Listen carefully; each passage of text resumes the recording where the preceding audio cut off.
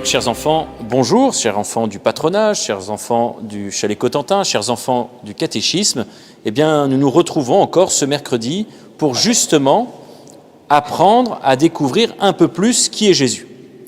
Et aujourd'hui, j'aimerais te parler tout particulièrement d'une grande fête. Cette fête, elle aura lieu dimanche. Est-ce que quelqu'un peut me dire quelle est la fête de dimanche ? Victor ? Non, la Pentecôte, c'était il y a 2 semaines. Dimanche dernier, on a fêté le dimanche de la Trinité, Père, Fils et Esprit Saint. Et là, nous allons fêter le dimanche de... Si, tu y es presque. Alors, c'est le dimanche, on va dire, c'est la fête, oui, la fête du Saint-Sacrement, la fête du corps et du sang du Christ, la fête Dieu. Et pourquoi c'est important pour nous, chrétiens, cette fête du corps et du sang du Christ ? Parce que c'est l'occasion pour le chrétien de se rappeler qu'à chaque fois qu'il va à la messe, il reçoit Jésus. À chaque fois qu'il communie, il reçoit Jésus. À chaque fois que tu iras communier, quand tu auras fait ta première communion, comme certains d'entre vous, tu recevras Jésus. Qui fait sa première communion dimanche ? Ou un autre, cette année ? Voilà, vous êtes 4-5, et puis il y a tous ceux qui nous regardent aussi, qui se préparent à faire leur première communion. Alors, corps et sang du Christ, la fête du corps et du sang du Christ, ou la fête du Saint-Sacrement. Est-ce que quelqu'un peut me dire ce qu'est le Saint-Sacrement ? Quand on parle du Saint-Sacrement, c'est quoi ? Saint-Sacrement, il est d'abord, bien souvent, ou plutôt à chaque fois, cela se passe à la messe. Le pain et le vin, le pain et le vin deviennent corps et sang du Christ à travers la parole et les mains du prêtre. Quand ils deviennent corps et sang du Christ, au moment de la messe, c'est quand je dis « Ceci est mon corps livré pour vous ». Lorsque je dis « Ceci est mon sang versé pour vous ». Ce n'est pas le mien, c'est celui du Christ. À quel moment il dit ça, Jésus, dans sa vie ? Oui. Lors du dernier repas avec ses disciples. Il dit « Ceci est mon corps, prenez et mangez. Ceci est mon sang, prenez et buvez. » Et nous sommes invités à faire cela en mémoire de lui. Mais ce qui est important, c'est qu'à la messe, ce n'est pas un symbole. Vous voyez, quand je vais dans la rue et que je me promène, tout d'un coup, je vois une croix verte qui clignote. Qu'est-ce que c'est ? Une croix verte qui clignote dans la rue ? Oui, Guilain ? Jésus. Non, une croix verte qui clignote dans la rue. C'est quoi ? Une croix de pharmacie. Ça représente la pharmacie. Vous voyez, la croix verte qui clignote, cela représente une pharmacie. Mais ce n'est pas la pharmacie. C'est juste, ça représente. Le drapeau français est un symbole de notre pays, la France. C'est un symbole. Mais le drapeau français, bleu, blanc, rouge, n'est pas la France. En revanche, ce qui se passe à la messe, c'est que c'est réellement le corps et le sang du Christ. Ce n'est pas juste un symbole. Quand tu regardes, qu'est-ce que l'on voit ? On voit un pain, ça a le goût du pain, ça a l'aspect du pain, mais avec les yeux de la foi.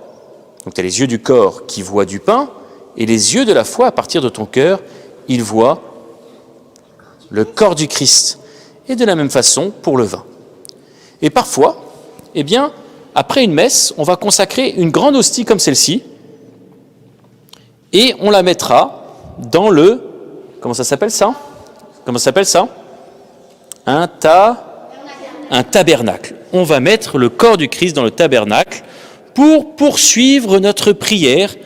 Lorsque nous allons à la messe, nous pouvons poursuivre notre prière avec Jésus qui est dans le tabernacle. Et même parfois, on va aller plus loin, on va sortir l'hostie consacrée. Alors ici, elle n'est pas consacrée, c'est que du pain aujourd'hui. On va sortir l'hostie consacrée et on va la mettre dans cet objet-là qui s'appelle, Joséphine, un ostensoir. Pourquoi on va le mettre dans un ostensoir ? Pour nous permettre tout simplement de prier et d'adorer. C'est ce que nous faisons tous les jeudis à 17h30 avec tous les enfants qui le veulent. Nous prenons un petit temps de prière, pour prier avec Jésus, en présence de Jésus. Quand tu communies, tu reçois Jésus et tu ne fais plus qu'un avec lui. Tu es comme le Christ. Quand tu pries avec Jésus. Ici, devant un ostensoir par exemple, ou lorsque tu es devant le tabernacle et tu pries. Pour la suite, nous sommes invités, nous chrétiens, à ne faire plus qu'un avec Jésus. Alors, la première chose, c'est quand tu es baptisé. Certains d'entre vous ont été baptisés quand ils étaient tout petits, un peu comme moi. Et le jour de notre baptême, nous avons revêtu le Christ. Ça veut dire quoi ? C'est-à-dire que c'est comme si on avait mis les vêtements du Christ, parce qu'on était un autre Christ. Le jour de la communion, nous ne faisons plus qu'un avec Jésus, c'est-à-dire que nous sommes invités à avoir les mêmes sentiments que Jésus, à avoir la même attitude que Jésus. Et donc, s'il y a une question que tu dois te poser jusqu'à ta mort, c'est cette question-là, essentielle dans toute la vie d'un chrétien: que ferait Jésus à ma place ? Que ferait Jésus à ma place ? Est-ce que Jésus, il se disputerait avec les autres ? Non. Est-ce que Jésus, il mentirait ? Non. Est-ce que Jésus, il insulterait ?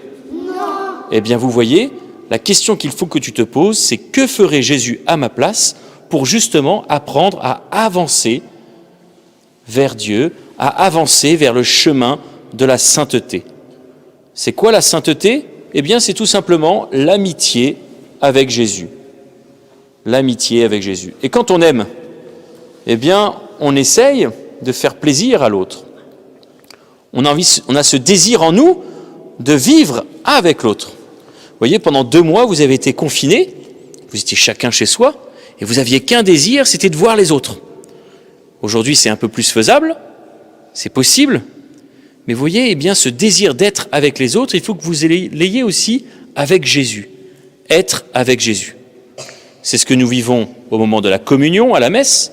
C'est ce que nous vivons lorsque nous adorons, lorsque nous faisons une adoration avec l'ostensoir dans lequel nous mettons le corps du Christ. C'est ce que nous faisons aussi lorsque nous prions tout simplement devant le tabernacle.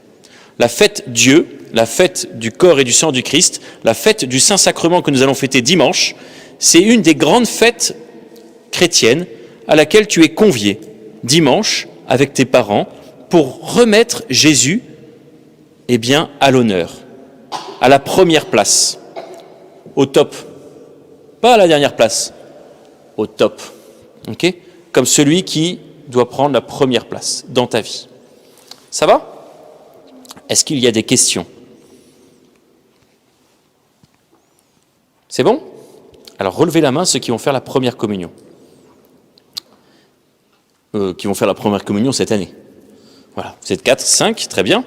Nous allons prier pour vous maintenant. Nous allons prier pour vous maintenant pour que votre cœur soit prêt à recevoir Jésus. Et nous allons prier pour ceux qui n'ont pas encore fait leur première communion, pour que le désir de recevoir Jésus chez soi, grandisse. Et nous allons le faire avec la Vierge Marie. Je vous salue, Marie, comblée de grâce, le Seigneur est avec vous. Vous êtes bénie entre toutes les femmes, et Jésus, votre enfant, est béni. Sainte Marie, Mère de Dieu, priez pour nous, pauvres pécheurs, maintenant et à l'heure de la mort. Amen, Amen, Alléluia. Notre-Dame du Saint-Sacrement, priez pour nous. Nos saints anges gardiens, veillez sur nous et protégez-nous. Le Seigneur soit avec vous. Et on fait un beau signe de croix avec sa main droite. Au nom du Père, et du Fils, et du Saint-Esprit. Amen. Eh bien, bonne journée, à très bientôt.